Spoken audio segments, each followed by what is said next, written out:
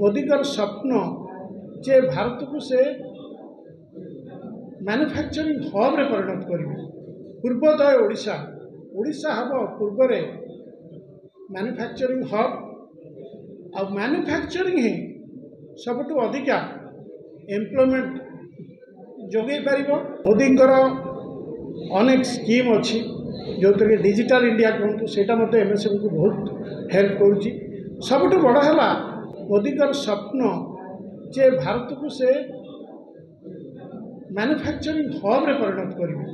पूर्वोदय ओडिशा ओडिशा हम पूर्व manufacturing hub आ manufacturing ही सबुठ अधिका एम्प्लॉयमेंट जोगे पार। तेणु एमएसएमई मानकर वृद्धि आ प्रगति ही ओडिशार वृद्धि आ प्रगति आ नुआ ओडिशार जो आमर जो विकसित ओडिशा तार मॉडल रे एमएसएमई माने हेबे आगामी शिल्पायनर मेरुदंड। मोदीकर आशा मोदीकर स्वप्न जे ओडिशा विकसित ओडिशा हो, ओडिशा रे शिल्प क्षेत्र रे पर्याप्त निजुक्तिर सुविधा आसु जहाँद्वारा ओडिशा रे जो युवगोष्ठी अच्छा से बाहर को जीवेनी चाकरी खोजापी। ओडिशार युवगोष्ठी एंटरप्रेन्योरशिप करेंगे।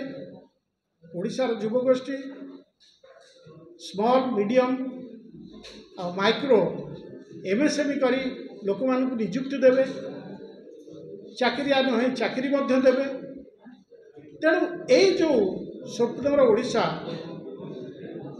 एटा Odisha at the rate of 100 बा 2036 मसीहा मध्य निश्चित भाव में हो पार। आउ ओडिशार प्रगति वृद्धि आ समृद्धि पाई मोदीकर विभिन्न जो स्कीम रही सेटा ओडिशा रे डबल इंजिन सरकार हेले ठीक भाव में सेटा इम्प्लीमेंट हो पार।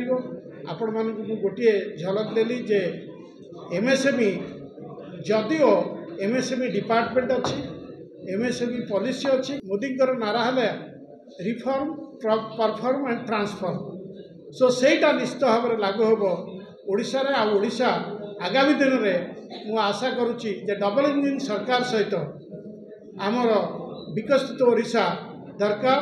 आ विकसित ओडिशा ही ओडिशार समस्त वासी मानकर आशा और आकांक्षा को पूरण करेंगे।